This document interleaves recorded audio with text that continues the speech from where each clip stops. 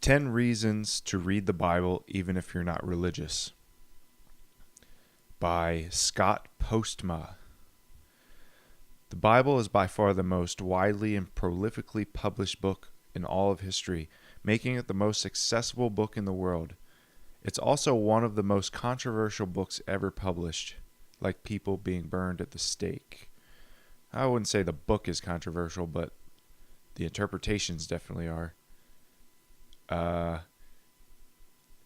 That's why I'm not surprised at how many people have never read this glorious tome of religious literature completely through. And I'm not talking about just the people who believe it's true. I'm talking about Christians too. Whenever you stand on the issue of interpretation and inerrancy, I posit the Bible is well worth your time and effort, so I offer 10 reasons you should read it through at least one time, even if you're not religious. Reason number 1, you've probably never read it cover to cover.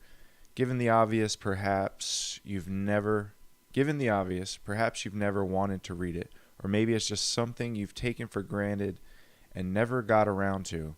It might be something like the first time my wife visited the Grand Canyon and all right, putting me to sleep already, Scott. Everything you read shapes you. From the cereal box and the breakfast... Okay, come on. Can we just get to it here? It's filled with some of the world's most renowned and inspiring stories of the literary world. No other book in all of history has had more impact on Western culture than the Bible. There you go, Scott. All right.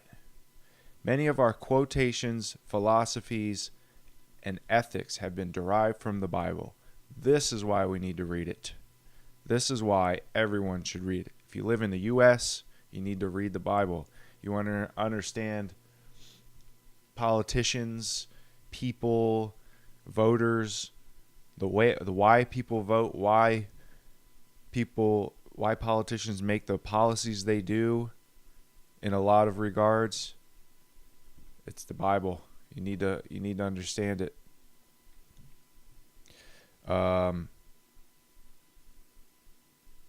Let's see. Have you ever heard the expression "by the skin of my teeth"? It comes from Job 19:20. I didn't know that.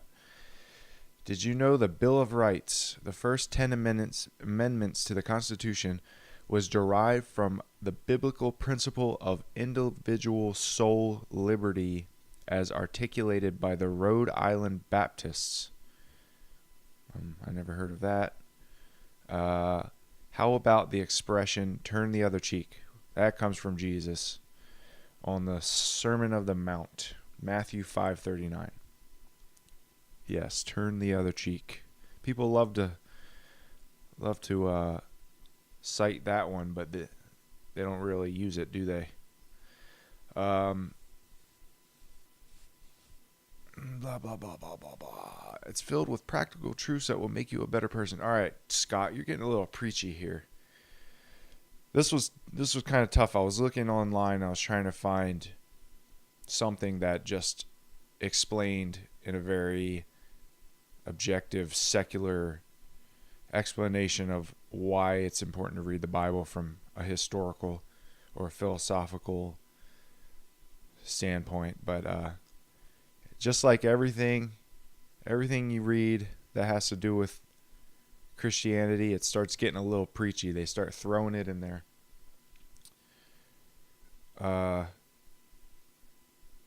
World's most recognized sacred text. It will make you wise for salvation through faith in Christ. All right, Scott. That's it. You're done, pal. But thanks, Scott Postma. Scott Postma, teacher and writer and director of the Poema Press and Institute. All right, Scott, thanks for letting me visit your site. Okay, let's pick up where we left off. I believe we left off on Genesis 4. Someone just threw something at my window. Just a second. Okay, here we go. Genesis 4. Now the man knew his wife Eve, and she conceived and bore Cain, saying, I have gained a male child with the help of the Lord. Then she bore his brother Abel. Abel became a keeper of sheep, and Cain became a tiller of the soil. I promise I'll get better at reading. In the course of time, Cain brought an offering to the Lord. Oh, I know where this is going. Brought an offering to the Lord from the fruit of the soil. And Abel, for his part, brought the choicest of the firstlings of his flock. The Lord paid heed to Abel and his offering, but to Cain and his offering he paid no heed. Oh, Cain was much distressed, and his face fell. And the Lord said to Cain, Why are you distressed? I should put an echo on this. Why are you distressed?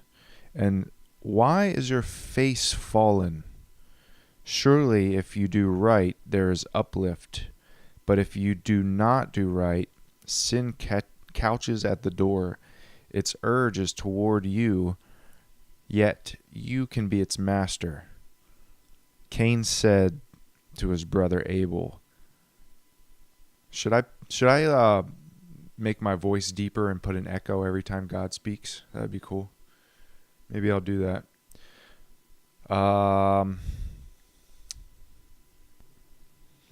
Cain said to his brother Abel,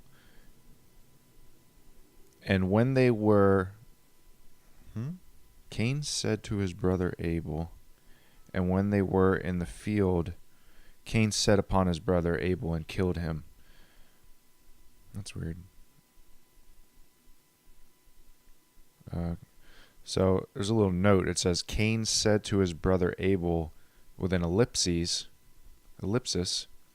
At the bottom it says, ancient versions, including the Targum, read, Come, let us go out into the field. I think that King James Version says that too. I don't know why they didn't just put that in. Okay. Cain said to his brother Abel, ...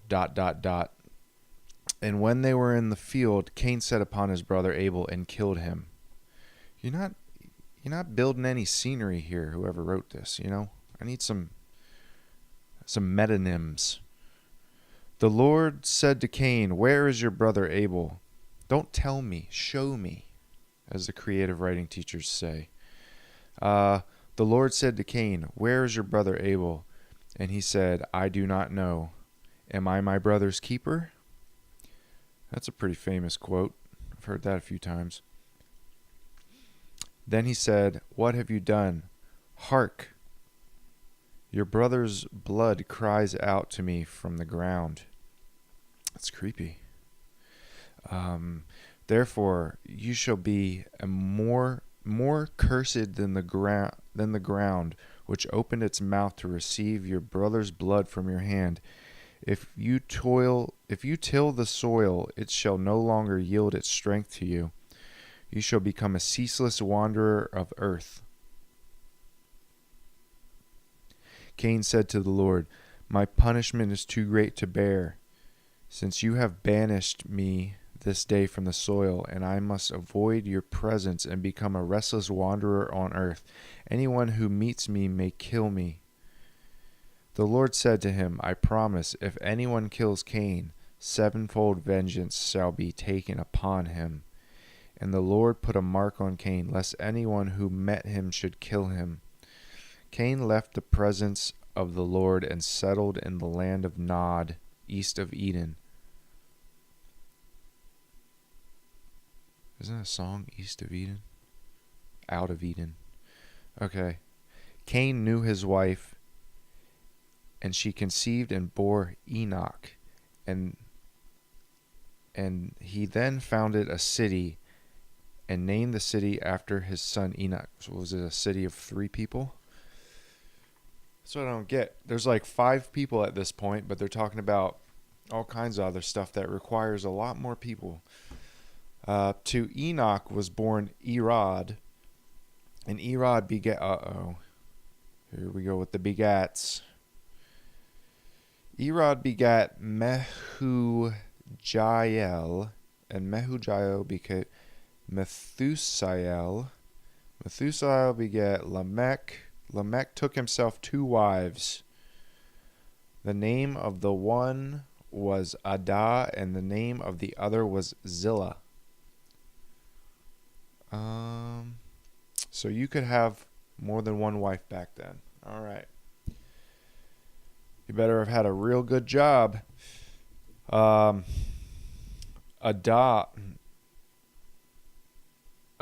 bore Jabal. He was the ancestor of those who dwell in tents and amidst herds. And the name of his brother was Jubal. He was the ancestor of all who played the lyre and the pipe. Lyra? Lyre. Some kind of stringed instrument. Let's see. Let's see what a lyre is. Lira. Isn't that like some sort of currency? Lira. Lyre. Let's see here. Oh, it looks like a harp. A string instrument known for its use in Greek classical antiquity and later periods. How do you pronounce it? Lyra. I think it's Lyra. I don't understand these pronunciation things. It just looks like Russian. The lyra is similar in appearance to a small harp, but with distinct differences. The word comes via Latin from the Greek. The earliest reference to the word is the Mycenaean Greek, meaning lyrists, and written in the Linear B script. I don't know what that is. We're not going to go that deep. The lyres of excavated in ancient Mesopotamia, modern Iraq, date to 2500 BC. So, the earliest mention of this is the Mycenaean Greek. Is that earlier than what I'm reading right now? Maybe. I don't know. All right. Moving on. Let's see. Begat. Zillah. She bore Tubal-Cain. What a name. Who forged all implements of copper and iron. They didn't have steel. Morons. And the sister of Tubal-Cain was Naamah. And Lamech said to his wives, Adah and Zillah, hear my voice. O wives of Lamech, give ear to my speech. I have slain a man for wounding me, and a lad for bruising me. If Cain is avenged 7-fold, then Lamech 70-fold. 77-fold. Adam knew his wife again, and she bore a son and named him Seth, meaning God has provided me with another offspring in place of Abel. That's what that name means. The name Seth means God has provided me with another offspring in place of Abel. Good thing he didn't name him that. We got tired of saying that name. God has provided me with another offspring in place of Abel. Put that down. All right. The jokes will get better, I promise. And to Seth in turn a son was born, and he named him Enosh. And it was then that man began to invoke the Lord by name. Genesis 5. This is the record of Adam's line. When God created man, he made him in the likeness of God, male and female. Let's see what this note. Okay. He created them. And when they were created, he blessed them and called them man. When Adam had lived 130 years, he begot a son in his likeness after his image, and he named him Seth. After the birth of Seth, Adam lived 800 years and begot sons and daughters. All the days that Adam lived came to 930 years. Then he died. So Adam lived for 930 years. That's impressive. All right. When Seth had lived 105 years, why do people living so long? After the birth of Enosh, Seth lived 807 years and begot sons and daughters. All the days of Seth came to 912 years. Then he died. Fuck, I can't stop yawning. Then he died. When Enosh had lived 90 years, he begot Kenan. After the birth of Kenan, Enosh lived 850 years and begot sons and daughters. Kenan, modal. All the days of Enosh came to 905 years, then he died. I need to get better at reading. This is probably killing somebody. But I guess if they're listening, it's not. Unless they just enjoy listening to talk shit. Because plenty of people like doing that. Man, what is it about this that just makes me want to yawn every 5 seconds? It's actually pretty interesting. I'm just, I don't know, tired. I feel like I'm sitting in a classroom.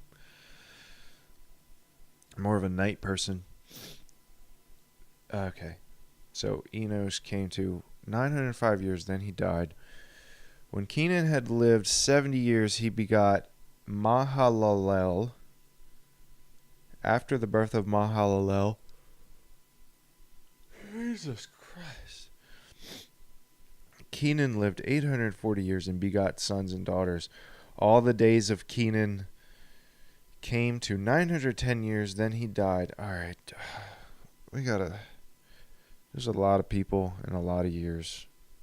Let's just skip to Genesis 6. All right. I think the King James version makes this part even worse. But this isn't too bad. It's killing me. That makes sense, right? It's not too bad, but it's killing me. All right, Genesis 6.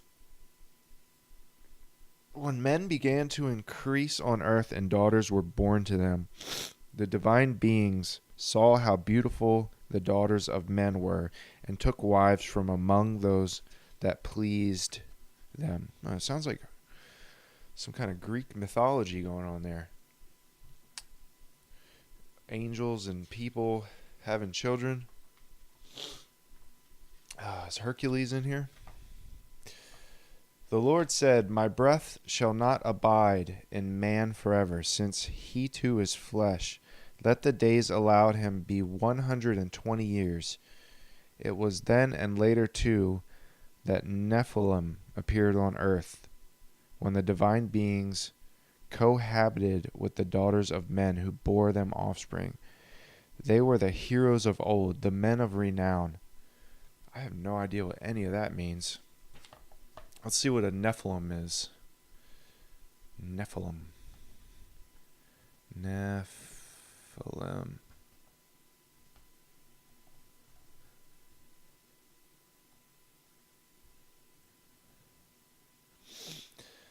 The Nephilim were the offspring of the sons of God. Okay, what are the sons of God? Sons of God is a phrase used in the Hebrew Bible, also used in the Kabbalah. Sons of God in Genesis 6, that's where we're at. Okay, first mention of the sons of God. He's associated with, just tell me what it is. It's not even telling me what it is.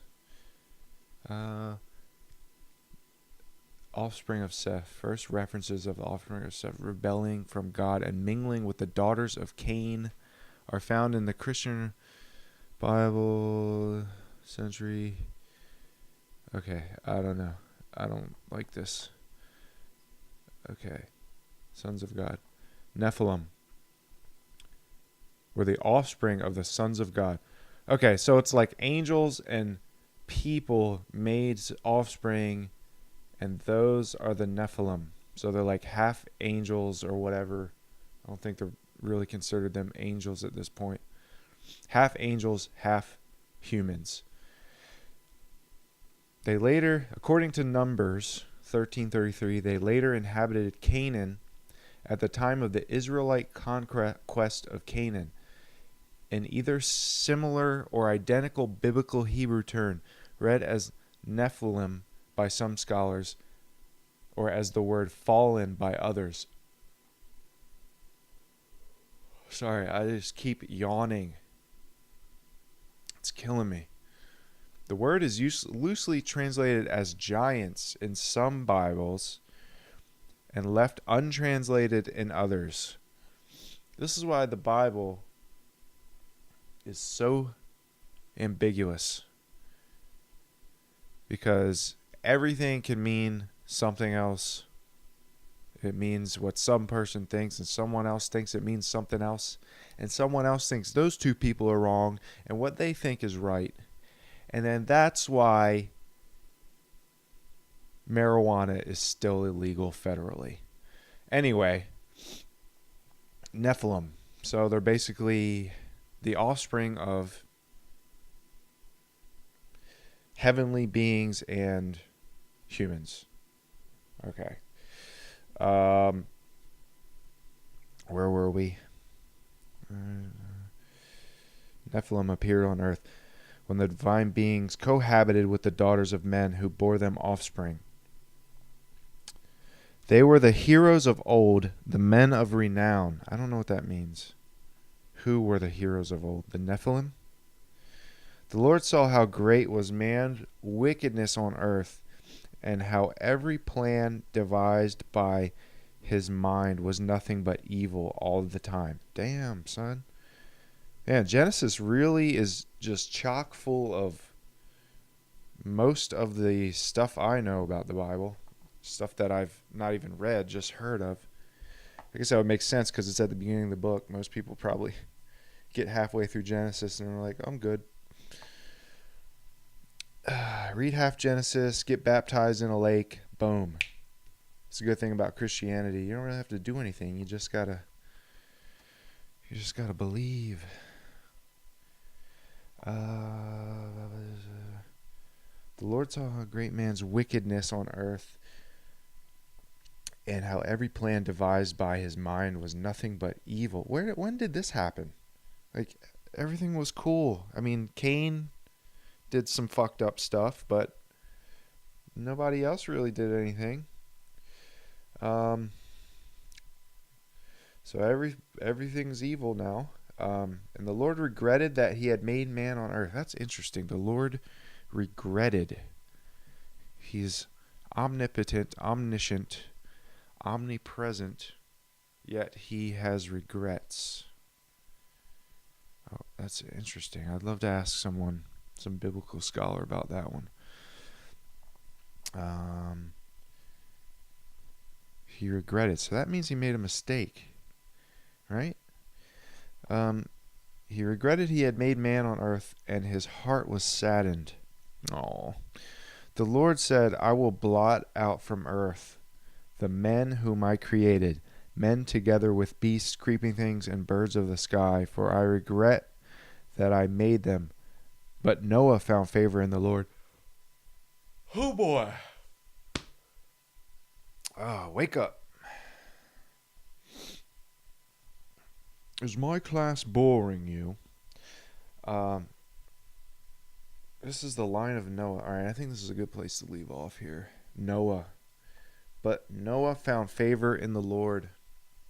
All right, we're going to leave off on Genesis 6:3, when we finally meet Noah. All right. Sorry for breathing in the mic so much. I need to get a